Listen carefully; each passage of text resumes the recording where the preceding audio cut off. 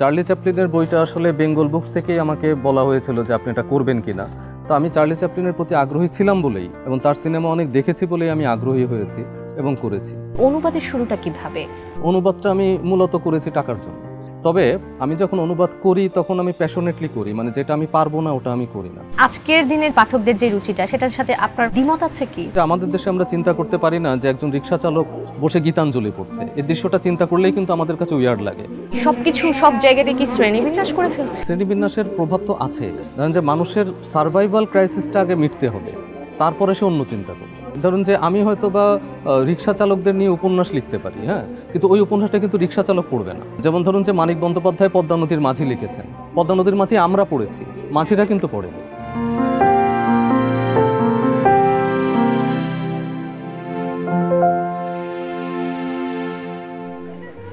আজ বৃহস্পতিবার 20 ফাল্গুন 1432 বঙ্গাব্দ।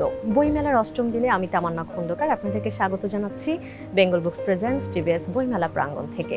আজ আমরা আড্ডা দিব বিশিষ্ট কথাসাহিত্যিক অনুবাদক ইমরান খান ভাইয়ার সাথে। কেমন আছেন? ভালো আছি, আপনারা কেমন আছেন? আমরা তো সবসময় ভালো থাকি যখন আপনাদের মতো লেখকদের সাথে বিশেষ করে আমরা আড্ডা দেওয়ার জন্য চলে আসি, সাথে বই থাকে, তখন আসলে ভালো না থাকার উপায় আমি আসলে দেখি না। শুরু করব, আপনার লেখালেখিটা আসলে কিভাবে শুরু? লেখালেখি শুরুটা মোটামুটি ছোটবেলা থেকে, তবে তখন তো আসলে সিরিয়াসলি লিখতাম না। তবে একটা বয়সে এসে যখন বই পড়তে পড়তে একসময় লিখতে ইচ্ছে করার ইতিহাস আসলে। আর যখন লিখলাম তখন দেখা গেল যে সেবা প্রকাশনের খুব একটা রমরমা অবস্থা ছিল ওই সময় এবং খুব জনপ্রিয় ছিল, এখনও জনপ্রিয়। তখন কি ভার্সিটির স্টুডেন্ট? না, তখন আমি মূলত ইন্টারমিডিয়েটের ছাত্র। তাহলে তো অনেক ছোট থেকেই। ছোটই বলা যায় ওই সময়, হ্যাঁ। তো তখন ওই রহস্য পত্রিকা পড়তে পড়তে এবং সেবা প্রকাশনীর বইপত্র পড়তে পড়তে মনে হলো যে ভূতের গল্প লিখি। তো তখন শখ করে ভূতের গল্প লিখতাম, কিন্তু প্রথম দিকে ওটা কোথাও পাঠাতে সাহস করতাম না। তো যখন আসলে ইউনিভার্সিটিতে এলাম তখনও ভূতের গল্প লিখতাম। তো তখন রোমাঞ্চকর লাগতো কি? হ্যাঁ, ভূতের গল্প আমার এখনো পছন্দ। ভূতের গল্প, সুপার ন্যাচারাল, হরর মুভি, হ্যাঁ, এগুলো পছন্দ। তো তখন পাঠালাম। তো বেশ কয়েকটা পাঠানোর পরে এক সময় একটা গল্প পাবলিশড হয়ে গেল আর কি।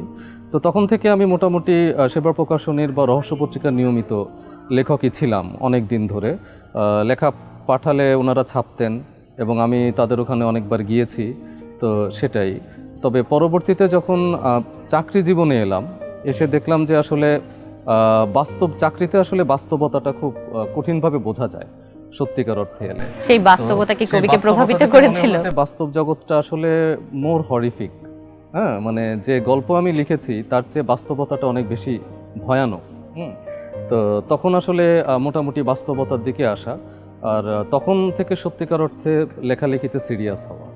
এটা আমি বলছি ধরেন যে 2009-10 এরকম সময়। আচ্ছা, তার মানে স্কুল জীবন থেকেই প্রচুর বই পড়া হতো? হ্যাঁ, বই পড়ার অভ্যাস ছিল আমাদের পরিবারের সবাই বই পড়তো। ওই অভ্যাস। কার লেখা পড়তে বেশি ভালো লাগতো? অনেকের। আমাদের দেশের কথা যদি বলি তাহলে তো সৈয়দ ওয়ালিউল্লাহ আছেন, আখতারুজ্জামান ইলিয়াস আছেন, এমনকি হুমায়ুন আহমেদ আছেন, মানে যার লেখা একসময় মগ্ন হয়েছিলাম, এখনও থাকি মাঝে মাঝে। এনারাই মূলত। আর বিশ্ব সাহিত্যের কথা বললে তো আসলে অনেকের নাম আসবে, হ্যাঁ, তো আমাদের দেশে মোটামুটি ওনারাই। আমি জানি আপনার জন্ম বাগেরহাটে, একদম সুন্দরবনের পার ঘেঁষাই বলা যায়। সেই সুন্দরবন কি আপনাকে প্রভাবিত করেছিল? বাগেরহাটে আসলে আমি বেসিক্যালি ছোটোবেলা থেকে মাত্র 2.5 বছর ছিলাম। 2.5 বছর বয়সে ঢাকায় চলে আসি। তো এরপর যখন গিয়েছি তখন ঘোরাঘুরি হয়েছে আর কি। তার একটা প্রভাব আছে, হ্যাঁ, আমার এলাকার একটা বড় প্রভাব আমার উপর আছে, কারণ আমি আমার জীবনের সবচেয়ে সুন্দর সময়গুলোর অনেকখানি ওই অঞ্চলে কাটিয়েছি। যখন পরীক্ষা শেষ হতো, ফাইনাল পরীক্ষা, যেতাম 1 মাস 1.5 মাস, তখন বাচ্চারা ছুটি আরও বেশি পেত, হ্যাঁ, তো 1 মাস 1.5 মাস 2 মাস ওখানে থাকতাম এবং ভুলে যেতাম, ঢাকার সাথে আমি সম্পর্ক ভুলে যেতাম। এখনও আমি যখন ওই সময়টার কথা ভাবি, ওই উদ্দাম সময়ের কথা, পুরোপুরি স্বাধীন একটা সময়, হ্যাঁ, মানে 1.5-2 মাস কেউ কিছু বলছে না, কেউ শাসন করছে না, হ্যাঁ, এবং ওইখানে মিশে যেতাম। ঢাকায় ফিরলে চেনা যেত না, হ্যাঁ, কালো হয়ে যেতাম। তো ওই অবস্থা ছিল আর কি। তো এখনও আমার ভাবলে অবাক লাগে, ঢাকার সাথে আমি ওই সময়টা ঠিক এখনও মেলাতে পারি না যে আসলে এরকম ছিল। তো তার প্রভাব আমার উপর বা আমার লেখার উপর আছে। এবং ওই সময়টাতে প্রকৃতির সাথে আমার যে কানেকশন, হ্যাঁ, যতটুকুই সেটা স্পন্টেনিয়াসলি স্বতঃস্ফূর্তভাবে, সেটা আমার লেখালেখিকে প্রভাবিত করেছে, অনেকখানিই করেছে। আমি জানি আপনি অনুবাদও করেন, এই অনুবাদের শুরুটা কিভাবে? অনুবাদের শুরুটা মূলত বলতে পারেন যে অনুবাদটা আমি প্রফেশনালি করি, মানে আমার যেটা ফিকশন রাইটিং, এটা ধরেন যে কেউ যদি আমার লেখা নাও পড়ে, আমার উপন্যাস কেউ যদি আমাকে লিখতে নাও বলে, বা আমি যদি কোনো দিন নাও লিখি, হ্যাঁ, তো লিখতে ইচ্ছেও না করে আমি লিখবো না, বা ইচ্ছে করলে আমি লিখলাম, এটা থেকে আমি কিছু প্রত্যাশা করি না আর কি। কেউ পড়লো কেউ পড়লো না, কিন্তু অনুবাদটা আমি মূলত করেছি টাকার জন্য। আচ্ছা, হ্যাঁ, কারণ বর্তমান যুগে টাকার চাহিদা ক্রমবর্ধমান। তবে আমি যখন অনুবাদ করি তখন আমি প্যাশনেটলি করি, মানে যেটা আমি পারবো না ওটা আমি করি না। ধরুন যে আমি তলস্তয়ের ভক্ত, আমি চার্লি চ্যাপলিনের ভক্ত। হ্যাঁ, তো চার্লি চ্যাপলিনের বইটা আসলে বেঙ্গল বুকস থেকেই আমাকে বলা হয়েছিল যে আপনি এটা করবেন কিনা। তো আমি চার্লি চ্যাপলিনের প্রতি আগ্রহী ছিলাম বলেই, হ্যাঁ, এবং তার সিনেমা অনেক দেখেছি বলেই আমি আগ্রহী হয়েছি এবং করেছি। আর তলস্তয়ের ভক্ত তো আমি হবই একজন পাঠক হিসেবে। তো সেক্ষেত্রে তলস্তয়ের এই বইটা আমার আগে থেকে পড়া ছিল, বেশ আগেই পড়া ছিল, এবং আমি খুব মারাত্মকভাবে প্রভাবিত হয়েছিলাম এই বইটা দিয়ে। মানে একদম আমার শিকড় ধরে টান দিয়েছিল অস্তিত্বের, এমন একটা বই এটা। হ্যাঁ, তো সেই বইটা, সেই কারণে আমি এটা নিজে থেকেই করেছিলাম। আমি ওনাদেরকে বলেছিলাম, বেঙ্গল বুকসকে বলেছিলাম যে আপনারা করবেন কিনা এটা, আমি যদি অনুবাদ করি, আমি চাই যে এটা মানুষের কাছে পৌঁছাক, হ্যাঁ, এই বইটা। তো ওনারা আগ্রহ দেখালেন বলে আমি করলাম আর কি। কিন্তু আমাকে যদি এখন একটা বিজ্ঞানের বই দেন যেখানে অনেক জার্গন ওয়ার্ড আছে, হ্যাঁ, এটা আমার খবর হয়ে যাবে অনুবাদ করতে, এটা করতে পারবো না। তারপরে যেটা ইন্টারেস্টিং সাহিত্য, আছে, সংস্কৃতি, ইতিহাস, ভালো লাগবে। এটা কি অনেকটা পাঠকের মনের কথা চিন্তা করেও কি ভাবা হয় কখনো যে এটা পাঠক পছন্দ করবে? পাঠকের কথা আসলে পাবলিশাররা তো অবশ্যই চিন্তা করেন। তবে তলস্তয়েরটা আমি ওইভাবে চিন্তা করে দেখিনি, তবে ওনারা নিশ্চয়ই চিন্তা করেছেন যে এটা অনুবাদ করালে পরে আমরা কি পাঠকের কাছে পৌঁছে দিতে পারবো কিনা। তো ওনারা যেহেতু মনে করেছেন যে পারবেন, হ্যাঁ, বা ওনারা মনে করেছেন যে এটা পাঠকের তলস্তয়ের প্রতি আগ্রহ আছে, চিরকালই ছিল, তো ওনারা এটাতে সম্মতি দিয়েছেন আর কি। আপনি যতদিন ধরে লেখালেখিতে আছেন, একদম শুরুর সময়টা এবং আজকের যেই সময়টা, এর মধ্যে যে পাঠক রুচির যে একটা ব্যাপার, রুচি তো ডেফিনেটলি তারতম্য হয়েছে, সেই ব্যাপারটাকে আপনি কিভাবে দেখেন, বা আজকের দিনে যা মানে পাঠকদের যে রুচিটা, সেটার সাথে আপনার কতটা মানে দ্বিমত আছে কি? আমাদের দেশে এখনও বিশাল সংখ্যক পাঠক আছে, তবে একই সঙ্গে এটাও ঠিক যে অবস্থা খুব একটা সুবিধার না সামনের দিনগুলো। কারণ কি, যে ধরুন আমি যেটুকু বুঝি যে মানুষের মস্তিষ্কটা আসলে এমনভাবে তৈরি যে সে ইনস্ট্যান্ট প্লেজার চায়, হ্যাঁ, ইনস্ট্যান্ট একটা প্লেজার চায়। তো মানুষের কাছে বইটা বড় না, মানুষের কাছে হচ্ছে যে ইনস্ট্যান্ট প্লেজারটা বড়। তো একটা সময় যখন ডিজিটাল ছিল না বা স্মার্টফোন ছিল না, চাইলেই একটা সিনেমা দেখা যেত না, বা কখন বিটিভি ছাড়বে এই জন্য বসে থাকতাম, তো তখন বইটা ছিল ইজি অ্যাক্সেস। হ্যাঁ, যে বাসায় একটা বুকশেলফ আছে, বইয়ে গল্পের বই আছে, তো গল্পের বইটা চাইলেই নেওয়া যাচ্ছে, কিন্তু পছন্দের সিনেমাটা কিন্তু চাইলেই দেখা যাচ্ছে না। হ্যাঁ, কিন্তু এখন দেখা যায়। এখন চাইলেই পছন্দের সিনেমাটা দেখা যায়, পছন্দের সিরিয়ালটা দেখা যায়, পছন্দের রিল দেখা যায়। হ্যাঁ, মানুষ ইনস্ট্যান্ট প্লেজারে আকৃষ্ট। হ্যাঁ, তো সেক্ষেত্রে ওই বইয়ের যে প্রয়োজনটা, সাহিত্যের যে প্রয়োজনটা, বা ইতিহাস সংস্কৃতি এগুলোর প্রয়োজন, এই প্রয়োজনটা আসলে মানুষকে আর বোঝাতে হয় অনেকটা প্রযুক্তির জন্য অনেকটা। আর হচ্ছে যে দেশের নানা ধরনের সাংস্কৃতিক বা ধরেন পরিবর্তনশীল রাজনৈতিক প্রেক্ষাপট, সব কিছু মিলে কি হয়, দেশের আপামর পরিস্থিতিটা যদি অস্থির থাকে কোনো না কোনো কারণে, তাহলে মানুষ আসলে ওইটা নিয়ে ব্যস্ত থাকে, বা ওইটার কারণে মানুষ ইনসিকিউর ফিল করে, হ্যাঁ, অনিরাপদ বোধ করে যে আসলে আমি কি করব, কালকের জন্য কি 1 কেজি চাল বেশি কিনে রাখবো, কালকে কি হবে তো বলতে পারছি না। হ্যাঁ, তো এই কারণে দেখবেন যে আমাদের দেশের মানুষ খুব আশঙ্কায় ভোগে যে রমজান মাস আসছে, জিনিসপত্রের দাম তো বাড়বে, তো আমি আগে থেকে কিনে রাখি। তো এই অবস্থায় মানুষ 1 কেজি চাল না কিনে একটা বই কেন কিনবে?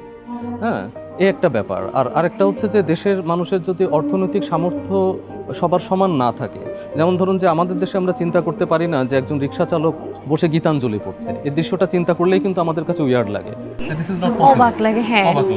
হ্যাঁ, তো কিন্তু অনেক দেশে কিন্তু আছে, যেসব দেশে ধরেন যে ফিনান্সিয়াল স্টেবিলিটিটা ভালো, সেখানে একজন ড্রাইভার এবং একজন গাড়ির মালিক, তারা দুইজন একই জিনিস অ্যাফোর্ড করে একই খাবার খেতে পারে। মানে আমরা কি আমাদেরকে মানে আমাদের যেই বই বলি, কবিতা বলি, বা গল্প বলি, ছবি বলি, সবকিছু সব জায়গাতে কি শ্রেণীবিন্যাস করে ফেলছি? শ্রেণীবিন্যাসের প্রভাব তো আছে, এখানে আছে। ধরেন যে মানুষের সার্ভাইভাল ক্রাইসিসটা আগে মিটতে হবে, তারপরে সে অন্য চিন্তা করবে। হ্যাঁ, তো সার্ভাইভাল ক্রাইসিসে আছে এরকম মানুষ তো বর্তমানে অসংখ্য আছে। কাজেই ধরুন যে আমি হয়তো বা রিক্সা চালকদের নিয়ে উপন্যাস লিখতে পারি, হ্যাঁ, কিন্তু ওই উপন্যাসটা কিন্তু রিক্সা চালক পড়বে না। হ্যাঁ, যেমন ধরুন যে মানিক বন্দ্যোপাধ্যায় পদ্মা নদীর মাঝি লিখেছেন, পদ্মা নদীর মাঝি আমরা পড়েছি, মাঝিরা কিন্তু পড়েনি। কেন, ওরা কিন্তু জানে না যে মানিক বন্দ্যোপাধ্যায় নামে একজন আমাদের নিয়ে এত ভেবেছে। হ্যাঁ, তো এই ব্যাপারগুলো, এই বাস্তবতাগুলো আছে, মানে অনেক কিছু মিলে একটা পরিস্থিতি স্টেবল থাকলে পরে একটা সাহিত্য সংস্কৃতির প্রতি মানুষের আকর্ষণ যায়। আর শিক্ষা ব্যবস্থা সেটা ইন্টিগ্রেট করতে হয়, বা বই পড়ার যে প্রয়োজন সেটার আবহটা আমাদের দেশে ঠিক ওইভাবে দেখা যায় না। আর দেখা যায় যে আমাদের দেশে মূলত কি, যে জাতীয়ভাবে যে আয়োজনটা বইয়ের বছরে একবারই হয়, এবং আমাদের দেশে প্রকাশকরা ওই একবারকে ঘিরেই সব প্ল্যান করেন। হ্যাঁ, কিন্তু সাধারণত দেখবেন যে দেশে, যেমন সম্প্রতি একটা সার্ভে হয়েছে না, যে বাংলাদেশে পাঠকের সংখ্যা অত্যন্ত কম। হ্যাঁ, পাঠক মানে কত পার্সেন্ট যেন একদম কম, আমেরিকাতে নাকি সবচেয়ে বেশি বলছে। তো সব সার্ভে নিয়ে সন্দেহের অবকাশ আছে, কিন্তু এটা ঠিক যে আমাদের দেশে কম, যে সারা বছর তো বই আসছে না, সারা বছর মানুষের মধ্যে একটা বই বই ভাব থাকছে না, বা নতুন বইয়ের প্রতি আগ্রহ থাকছে না। হ্যাঁ, যেমন খুব সিম্পল একটা আমার অনুভূতির কথা বলি, যে আমি সেদিনই আমার ইউনিভার্সিটির, আমার ডিপার্টমেন্টের জানালার কাছে বসে নিচের দিকে তাকিয়েছিলাম রাস্তায়। তো দেখলাম যে সারি সারি সিএনজি যাচ্ছে, রিক্সা যাচ্ছে, বাইক যাচ্ছে।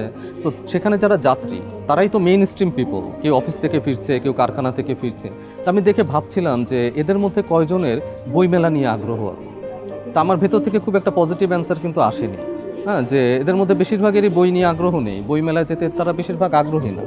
আপনি একাধারে শিক্ষক, তার উপর একজন সংবাদপত্রে নিয়মিত লেখালেখি করেছেন একটা সময়, এবং পরবর্তীতে আপনি একজন অনুবাদক এবং কথা সাহিত্যিক। এই সব কিছুর মেলবন্ধন আপনি নিজেকে কিভাবে মেলান? মেলবন্ধন মেলাতে কষ্ট হয় ডেফিনেটলি, তবে আমি যে ক্ষেত্রে কাজ করছি, পেশাগত কাজ, শিক্ষকতা, সেটা আমার যে সাহিত্যের যে ফিল্ডটা, এটার সাথে মোটামুটি মিলে যায়। কারণ আমি আমার একাডেমিক পড়াশোনার বিষয়ও সাহিত্যই ছিল, ইংরেজি ভাষাও সাহিত্য। আর ইংরেজি ভাষাও সাহিত্য মানে বিশ্ব সাহিত্যই পড়া এক রকমের, ইংরেজি অনুবাদে। তো আমি পড়াচ্ছিও এখন সাহিত্য, পড়েছিও সাহিত্য, তো সেখানে খুব একটা কনফ্লিক্ট হচ্ছে না। হ্যাঁ, আর হচ্ছে যে হ্যাঁ, বলতে পারেন যে চাকরির সাথে লেখালেখি করার সময়টা মেলানো একটু কষ্ট আছে ডেফিনেটলি। হ্যাঁ, তো সেই সময়টা আসলে ম্যানেজ করতে হয়। আর আমি দেখি যে যখন লেখাটা ভেতর থেকে আসে, হ্যাঁ, তখন একভাবে না একভাবে আমি লিখি আর কি। আবার ধরেন যে যখন ভেতর থেকে আসছে না, তখন আমাকে ধরেন যে সাজায় গুছায় দিল টেবিল, যে বসো লেখো, হ্যাঁ, তো আমি কিছুই লিখবো না। তো সিনেমা দেখবো বা শুয়ে থাকবো, এরকম আর কি। হ্যাঁ, তো যখন আসে তখন লেখক তার লেখার একটা পথ বের করেই ফেলে। বইমেলায় এসেছি, বইমেলায় পাঠকরা আসছেন, ঘোরাঘুরি করছেন, গল্প করছেন, আড্ডা দিচ্ছেন, বই নিয়ে আলোচনাও করছেন, বই কিনছেন।